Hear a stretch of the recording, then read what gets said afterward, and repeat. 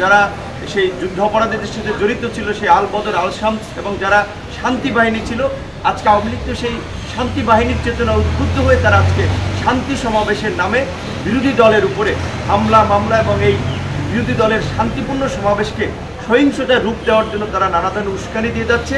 আওয়ামী লীগের নেতৃবৃন্দকে জিজ্ঞাসা করেন যে তারা কেন বিরোধী দলের কর্মসূচির দিন কর্মসূচি দিয়ে দেশকে সংঘাতের দিকে নিয়ে যাচ্ছে। আমরা শান্তি চাই, সরকারের পদত্যাগ চাই, সংসদের বিলুপ্তি চাই। গত বছরের ডিসেম্বর থেকে বর্তমান অবৈধ সরকারের পদত্যাগ, অবৈধ সংসদের বিলুপ্তি এবং নির্বাচনকালীন নিরপেক্ষ সরকারের অধীনে অবাধ সুষ্ঠু নিরপেক্ষ নির্বাচনের দাবিতে আন্দোলন করে আসছি।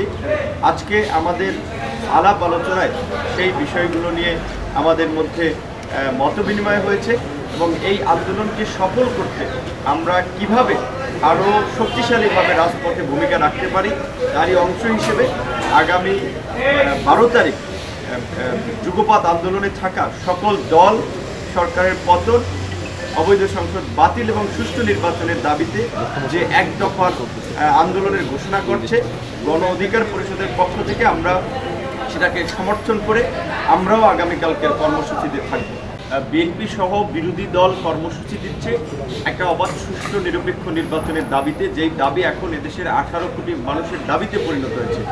একই দিনে আওয়ামী লীগ কিন্তু কর্মসূচি দিয়ে কিন্তু তারা সংঘাত এবং সহিংসতা করার পায়তারা করছে এবং তারা সেই আপনার 71-এর মুক্তিযুদ্ধের সময় আমরা পাকিস্তানিদের যারা সেই যুদ্ধাপরাধীদের সাথে জড়িত ছিল, সেই আল বদর, আল শামস এবং যারা শান্তি বাহিনী ছিল, আজকে আওয়ামী লীগ তো সেই শান্তি বাহিনীর চেতনা উদ্বুদ্ধ হয়ে তারা আজকে শান্তি সমাবেশের নামে বিরোধী দলের উপরে হামলা মামলা এবং এই বিরোধী দলের শান্তিপূর্ণ সমাবেশকে সহিংসতায় রূপ দেওয়ার জন্য তারা নানা ধরনের উস্কানি দিয়ে যাচ্ছে।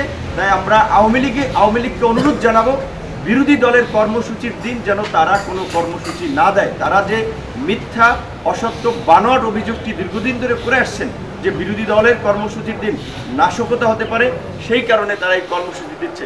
নাশকতা হলে আইন শৃঙ্খলা বাহিনী দেখবে, দেশে আইন শৃঙ্খলা বাহিনী আছে, তারা তো এই কথা বলে আইন শৃঙ্খলা বাহিনীকে ইনভ্যালিড করে দিয়েছেন যে বাকশালের মতো আর আইন শৃঙ্খলা বাহিনীর দরকার নাই, আওয়ামী লীগের সবাইকে প্রতিহত করবে। সুতরাং আপনাদেরকে অনুরোধ করব এই কথাটা আওয়ামী লীগের নেতৃবৃন্দকে জিজ্ঞাসা করেন যে তারা কেন বিরোধী দলের কর্মসূচির দিন কর্মসূচি দিয়ে দেশকে সংঘাতের দিকে নিয়ে যাচ্ছে। আমরা শান্তি চাই, সরকারের পদত্যাগ চাই, সংসদের বিলুপ্তি চাই, আমার ভোটের অধিকার প্রয়োগের মাধ্যমে আমরা একটা সুষ্ঠু নির্বাচন চাই। এই দাবি অন্যায় না, এই দাবি ন্যায়সঙ্গত, এই দাবি মুক্তিযুদ্ধের পক্ষে, মুক্তিযুদ্ধের চেতনা, এই দাবি গণমানুষের দাবি। এই দাবির পক্ষে যারা নেই তারাই গণবিরোধী, তারাই মুক্তিযুদ্ধের বিপক্ষের শক্তি।